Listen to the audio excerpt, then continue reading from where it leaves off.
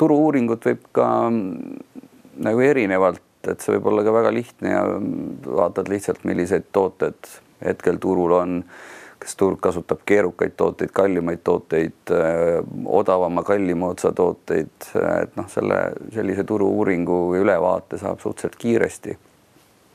Et kuidas on turg segmenteerunud. Aga nüüd, et mingid suuri küsitlusi, et seda ei ole.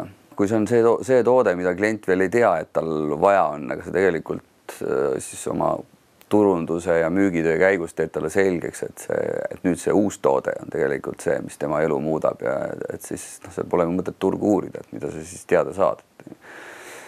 Et eks see on, aga kokkuvõttes loomulikult kliendilt küsimine, kliendi arvamuse teada saamine, see on võib-olla üks aluseid ja see on võib-olla see, mille vastu kõige rohkem eksitakse, ehk siis eriti eestlane, kes kipub pigem ise mõtlema, et mis selle kliendile võiks hea olla, kui et kliendi käest küsima läheb. Ja mina pean seda hästi oluliseks. Et me siin praegu kolleegidega käivitame ühte, jällegi võib öelda ka nagu startupi, ühe teadustöö põhiselt, mis me eelmine aasta tegime Tartu teadlastega ja siis kolleegide ja konsultantidega. Ja loomulikult esimene asi, mis sa teed, on see, et sa hakkad nagu uurima, mis on vajadused ja kas neid vajadusi sellisel kujul, nagu me tunnetuslikult oleme arvanud, kas neid üldse on ja millised nad on.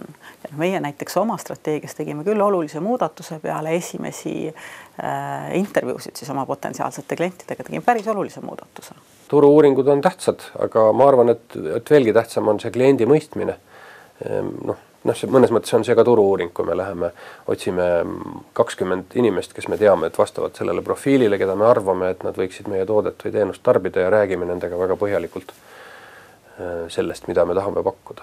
I think that when we're talking about really new, really innovative products, market research doesn't provide much value at all. If somebody had been going around in 1903, which is when the Orville brothers first flew the first plane, and done a market research study on how many people wanted to fly from Tallinn to Helsinki, the answer probably would have been 0. I mean, even the idea of flying would have been totally alien to people.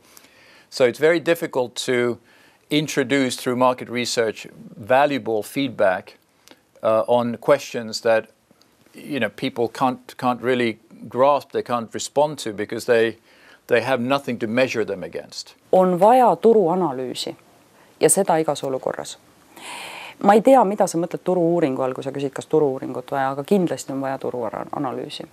Ja sa võid turu käitumist ju mõõta nagu läbi erinevate indikaatorite, mis sul on. Sa võid vaadata läbi selle, mis su müüginumbrid ütlevad, aga see on selline tagasivaate peeglisse vaatamine. Sa võid vaadata seda, mis su pipeline'is olemas on, ehk siis müügikontaktid, potentsiaalsed kliendid, seda sa saad kätte müügiosakonna peast, mis on juba natuke ettepoole vaatamine, eks ju, et mis aitab sul müüki prognoosida. Sa võid analüüsida seda, mida konkurendid teevad ja küsida, kui hästi neil läheb. Tõenäoliselt analüüsid sa oma benchmarke ümber maailma ja küsid, mis on need asjad, mida me veel avastanud ei ole, mis kuskilt nagu tekkimas on, et igal juhul see analüüsi ja siis see sama trendi teema, eks, et mis on need suured, mis on nagu megatrendid, mis meieni igal juhul jõuavad, mis on sellised telekommunikatsioonis ikka tohutud, et ootame nüüd 3G ja 4G ja 5 ja 6 ja neid numbreid võib sinna ju lõputult panna, millal see ärina või rahana nagu realiseerub, eks ju. Aga sa ikkagi vaatad nagu neid trende ja arengusuundi, et see analüüs peab olemas olema.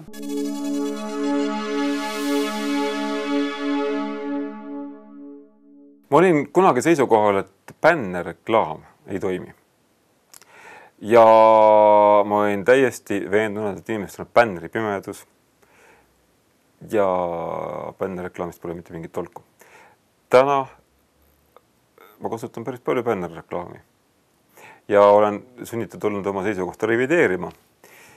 Ei toimi kehv bännerreklaam, mis ei tekita call to actionit. Aga hea bännerreklaam toimib. Ja seda saab siis üldistada absoluutselt kõikidele muudele. Kui sa paned reklaami näiteks Facebooki, kui see sisu on hambutu, kedagi huvitaks. Kõige efektiivsem on see, kui sa oma toote potentsiaalsele tarbijale lähed ja otse seletad talle, et vaata, sul on seda asja vaja. Nüüd on küsimus, et kuidas sa selleni jõuad, kas sinu klient on sinu toote tarbija näiteks? Meie teatud mõttes oleme mass tarbimises või meie tooted ja teenused on massidele mõeldud ja meie eripära on veel ka see, et meie põhiklient on meesterahvas vanuses 25 kuni 45 aastat, inimene, kes veedab enamus ajast oma tööst autoroolis, ehk et meil ei ole väga mõtet teha reklaami internetis, kuhu see inimene kahjuks kunagi ei jõua, sest ta on kas tööl kodus või teleri taga. Et meil ikkagi sobivad paljudele kampaaniatele sellised televiisor ja raadio, just raadio enne kõike seetõttu, et see on see kanal, mis mängib autos. Aga see on puhtalt nüüd meie ettevõtte profiili arvestades. Ma arvan, et see sõltub väga palju tootest.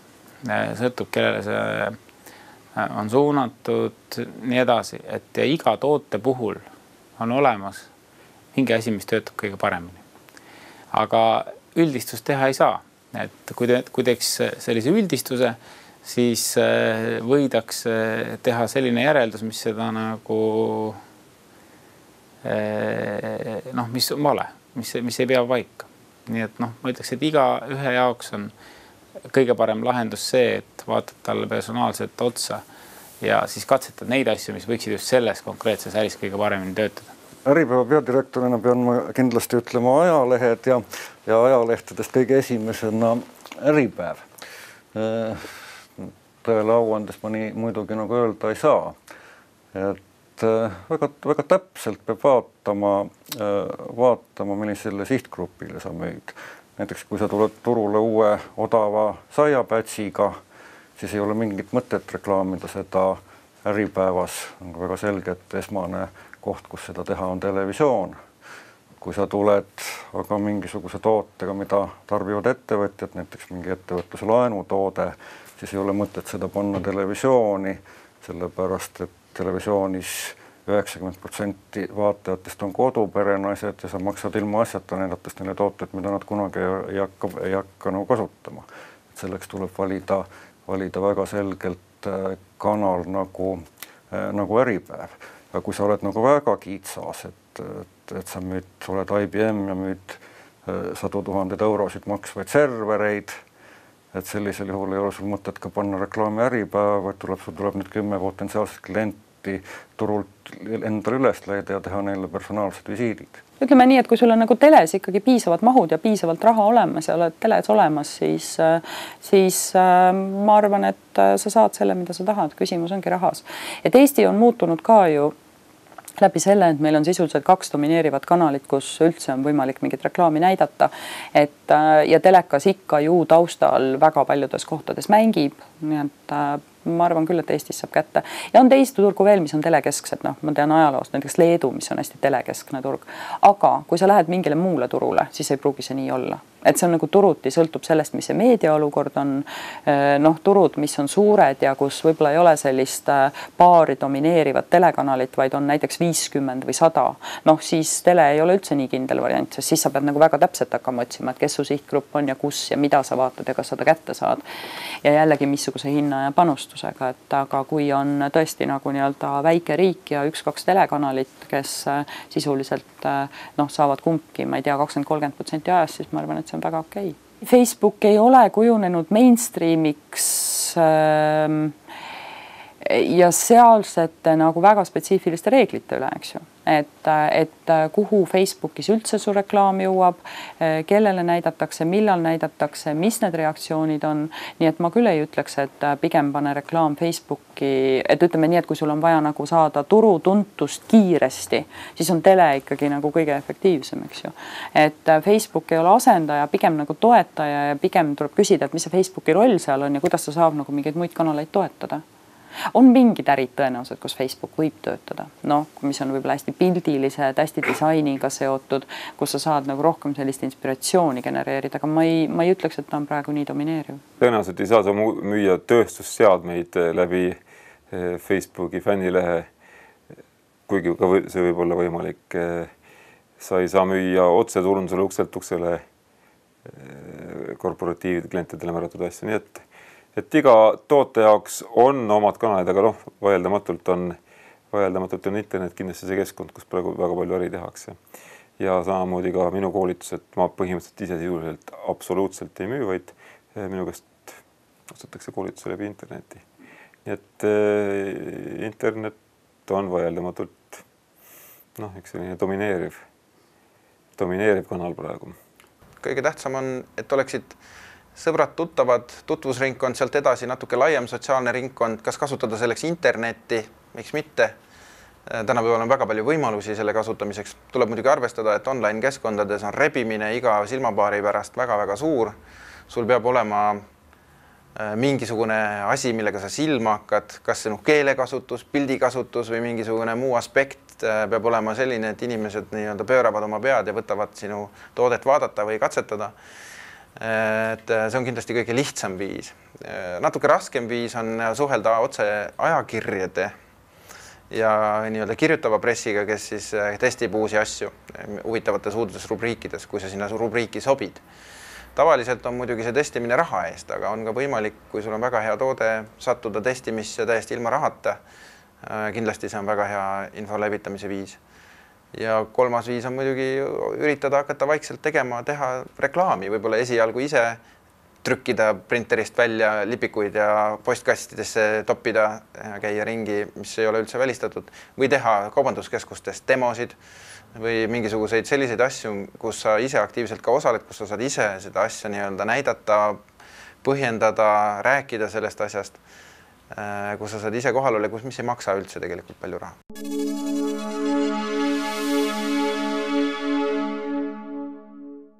Sotsiaalmeedia, ma arvan, et üsna paljuski ka sotsiaalmeedia ummistub sellise klassikalise meediakanalina ehk et üha vähem ja vähem on efektiivsed sellised sotsiaalmeedia klassikalised kampaaniad.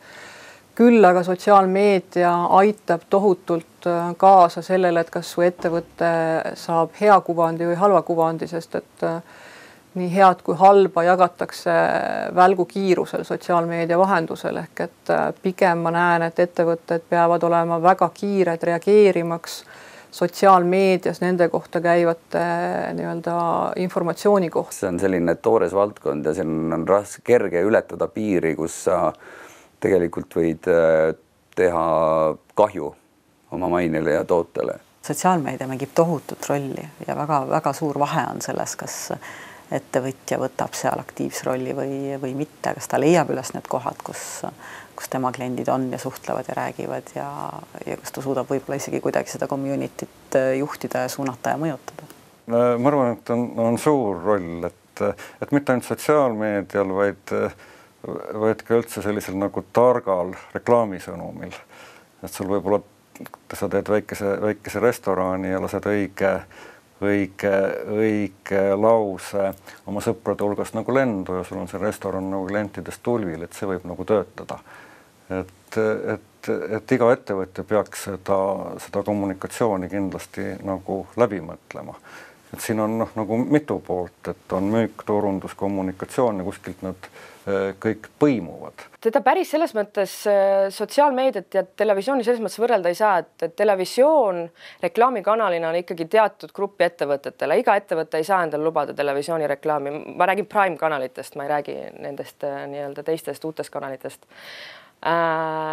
Et seetõttu ettevõtte, kellel on väga suur reklaami või turunduseelarve, loomulikult ta saab endale lubada turundusmiksi, aga on Eestis väga palju ettevõtteid, aga mujal maailmas, kelle jaoks tõenäoliselt internetiturundus on hinnang kvaliteedi suhtes nagu väga paigas.